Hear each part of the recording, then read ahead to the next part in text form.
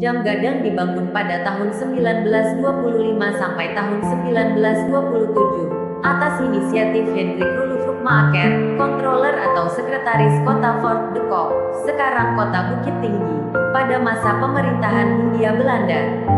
Jamnya merupakan hadiah dari Ratu Belanda Wilhelmina. Seorang arsitek asal Koto Gadang, Yazid Rajo Makuto bertindak sebagai penanggung jawab pembangunan, sementara pelaksana pembangunan ditangani oleh Haji Moran dengan mandornya Set Gigi Ame.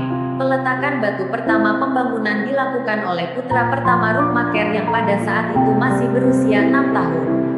Pembangunannya menghabiskan biaya sekitar 15.000 gulden di luar biaya upah pekerja sebesar 6.000 gulden. Biaya itu bersumber dari pasar Fons, badan pengelola dan pengumpul pajak atas pasar-pasar di Bukit Tinggi. Jam gadang sedang dalam tahap konstruksi ketika terjadinya gempa bumi Padang Panjang pada Juni tahun 1926. Gempa mengakibatkan bangunan menara miring 30 derajat sehingga diperbaiki seperti keadaan semula.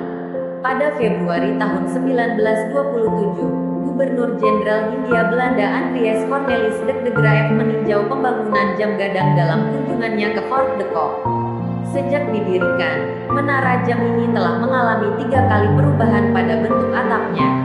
Awal didirikan pada masa pemerintahan Hindia Belanda, atapnya berbentuk bulat dengan patung ayam jantan menghadap ke arah timur di atasnya. Bentuk ini sebagai sindiran agar orang Kurai, Banu Hampu, sampai Sungai Kuar bangun pagi apabila ayam sudah berkokok.